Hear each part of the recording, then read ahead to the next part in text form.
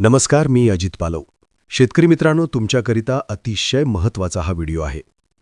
कर्जमाफीची घोषणा केल्यानंतर त्या संदर्भातला शासन निर्णय कधी येणार किंवा अहवाल कधी सादर होणार, या संदर्भात मुख्यमंत्र्यांनी विधान भवनातून अशी माहिती दिली होती की एप्रिलच्या पहिल्या आठवड्यामध्ये समिती अहवाल सादर करेल, त्यानंतर सरकार शासन निर्णय काढेल.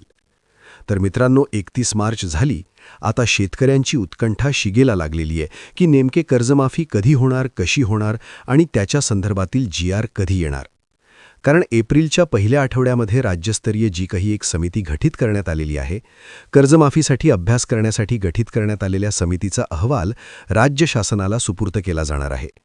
आणि याच्या माध्यमातून कर्जमाफी कशी केली जाणार हे निश्चित होणार आहे. मात्र हे निश्चित होत असताना राज्य शासनाच्या माध्यमातून कर्जमाफीसाठी नेमकी किती शेतकरी पात्र होणार किंवा किती शेतकरी थकबाकीदार आहेत, याची सुद्धा माहिती मागवण्यात आलेली होती. सहकार विभागाच्या माध्यमातून राज्यस्तरीय बँकर समितीला आपल्याकडे थकीत असलेल्या कर्जदार शेतकऱ्यांची माहिती देण्याचे बँकांना निर्देश देण्यासाठी पत्रक पाठवण्यात आलेलं होतं. 30 सप्टेंबर 2025 पर्यंत थकीत असलेले शेतकरी आणि 9 मार्च 2026 पर्यंत रेग्युलर असलेले शेतकरी, या दोन्ही शेतकऱ्यांची माहिती बँकांच्या माध्यमातून आता राज्यस्तरीय बँकर समितीला सुपूर्द करण्यात आलेली आहे. ज्याच्यामध्ये पहा 24,73,566 शेतकरी हे आत्तापर्यंत थकीत आहेत. ज्याच्यामध्ये अल्पमुदतीची पीक कर्ज, मध्यम मुदतीच्या पीक कर्जांचा समावेश आहे. याच्यामध्ये जिल्हा मध्यवर्ती बँक असतील, याच्यामध्ये वाणिज्यिक बँक असतील, राष्ट्रीय बँका असतील, या सर्व बँकांची जी आकडेवारी आहे ती राज्यस्तरीय बँकर समितीला देण्यात आलेली आहे.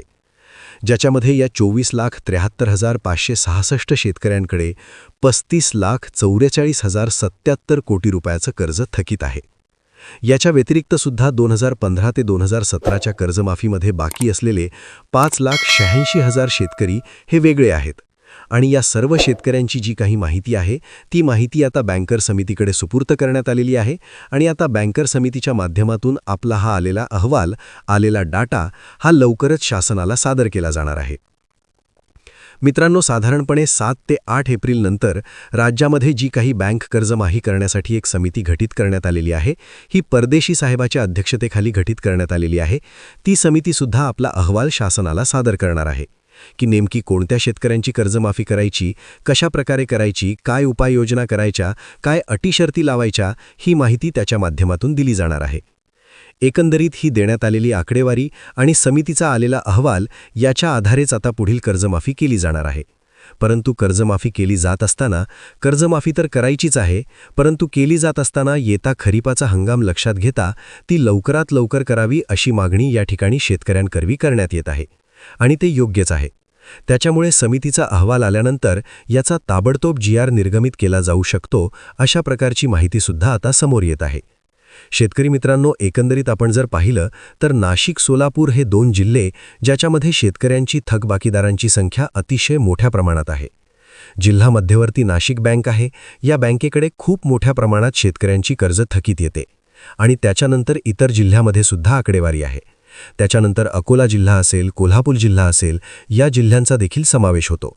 आणि सर्व जिल्ह्यांमधील मिळून 24,73,566 शेतकऱ्यांची माहिती राज्यस्तरीय बँकर समितीकडे आलेली आहे, जी आता लवकरच शासनाला सादर केली जाईल. तसं पाहिल्यानंतर याच्यामधील सर्व शेतकरी हे कर्जमाफीसाठी पात्र होतील की समितीच्या अहवालाच्या माध्यमातून काही शेतकऱ्यांना अटी शर्ती लावल्या तर ते याच्यामधून वगळले जातील, हे GR आल्यानंतर समजणार आहे. या संदर्भात जी काही महत्त्वाची अपडेट आमच्याकडे येईल, तुमच्यापर्यंत पोहोचविले जाईल. त्याकरिता आपल्या चॅनलला सबस्क्राईब केलं नसेल तर लगेच करून घ्या. पुन्हा भेटू पुढील अपडेटसह. धन्यवाद.